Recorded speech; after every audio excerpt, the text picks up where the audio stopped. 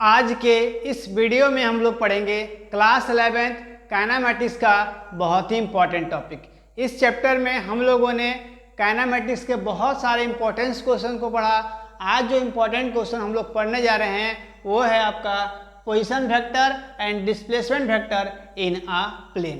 पहले हम लोग समझते हैं पोजीशन वेक्टर क्या होता है, उसके बाद हम लोग करेंगे डिस्प्लेसमेंट वेक्टर का। ठीक है, तो पोजीशन वेक्टर किसी भी प्लेन में किसी भी ऑब्जेक्ट का हम लोग पोजीशन कैसे फाइंड करेंगे। ठीक है, अगर हम लोग मान लेते हैं कि एक एक्स वाई एक क्या है, एक प्लेन है, ये एक्स का एक वाई, यहाँ पर एक पॉइंट है, इसमें अगर हम ऑब्जेक्ट किसी भी ऑब्जेक्ट का हमको पोजीशन फाइंड करना है तो कैसे फाइंड करेंगे। ठीक है, तो इसका ओरिजिन यहाँ पर ओ होगा ना, तो ओ से जो ये पॉइंट को मिलाएगा उसको हम लोग इसका पोजीशन वेक्टर बोलेंगे। जैसे कि ए पॉइंट यहाँ पर ये ऑब्जेक्ट है, इस पर हमको वेक्टर फाइंड करना है तो इसका हमको पोजीशन वेक्टर क्या निकलेगा, ये इसका होगा ओ से लेकर के ए तक, ये जो होगा इसका लाइन जोड़ने वाला जो काम करेगा उसको हम लोग बोलेंगे पोजीशन वेक्टर।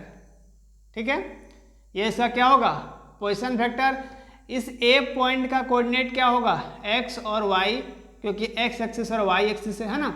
अगर जेड एक्सिस होता तो जेड एक्सिस का हमारा कोऑर्डिनेट जरूर लगाते हैं। ठीक है, तो अगर इसका हमको पोजीशन वेक्टर निकालना होगा तो कैसे निकालेंगे, तो R vector equal to x I plus Y, यहाँ कैप लगेगा, और वाई जे कैप, ये इसका हो जाएगा पोजीशन वेक्टर, है ना। ये इसका हम लोग फाइंड करेंगे क्या, इसका पोजीशन वेक्टर। ठीक है, आर से हम लोग इसका पोजीशन वेक्टर को डिनोट किया है। ठीक है, एक्स कोऑर्डिनेट और i component, y j component. ठीक है, तो इसका डिफिनेशन क्या हो जाएगा, position vector the vector that starts from the origin to point where the particle is located.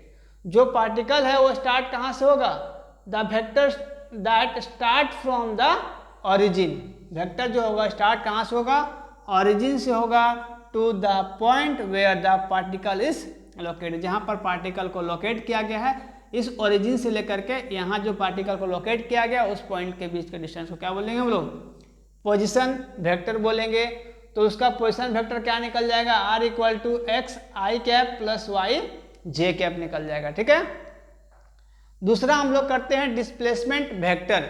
तो डिस्प्लेसमेंट वेक्टर क्या होता है, तो इसको पहले समझते हैं कि यहाँ पर दो पार्टिकल को लिया गया, एक ए है एक बी है ना, दो पार्टिकल, तो इसका पोजीशन क्या होगा, जो ओ पॉइंट से बी पॉइंट को मिला रहा है ये इसका पोजीशन वेक्टर हो जाएगा ना। इसका पोजीशन वेक्टर क्या हो जाएगा, ये वेक्टर है ना पोजीशन वेक्टर, और इसका ये देखिए ये ए बी पॉइंट और ये इसका ये ए पॉइंट, इसका पोजीशन यहाँ पर है, इसका पोजीशन यहाँ पर, तो इनके बीच का ये दोनों को जो पॉइंट को मिलाने का काम करता है उसको हम लोग उसको क्या बोलेंगे, डिस्प्लेसमेंट वेक्टर बोलेंगे। जो ए वेक्टर और बी वेक्टर के डिस्टेंस को मिलाएगा, मैच करवाएगा, उसको इस वेक्टर को हम लोग बोलेंगे डिस्प्लेसमेंट वेक्टर। ठीक है, तो यहाँ पर क्या क्या ए का कोऑर्डिनेट हो जाएगा, ए का कोऑर्डिनेट हो जाएगा x1 और y1। ठीक है, यहाँ पर मान लेंगे x2 और y2। तो इस केस में इसका डिस्प्लेसमेंट वेक्टर का पोजीशन वेक्टर क्या निकलेगा, A B vector equal to x2 minus x1 i cap plus y2 minus y1 j cap. इसका पोजीशन वेक्टर क्या निकल जाएगा इस केस में, A B equal to x2 minus x1 i cap plus y2 minus y1 j cap, ये हो जाएगा इसका पोजीशन वेक्टर। तो पोजीशन वेक्टर किसको बोलेंगे, the change in the position of an object is known as displacement vector. मतलब क्या होता है कि दो अगर मेरा वेक्टर है ए और बी, तो दोनों पॉइंट को जो दोनों वेक्टर को मिलाने का काम करेगा उसको हम लोग क्या बोलेंगे, इसका डिस्प्लेसमेंट वेक्टर बोलेंगे। ठीक है, तो इसका पोजीशन वेक्टर क्या निकल जाएगा, A B equal to x2 minus x1 i cap plus y2 minus y1 ये जे कैप। ठीक है, तो आई होप आप लोगों को ये समझ में आया होगा।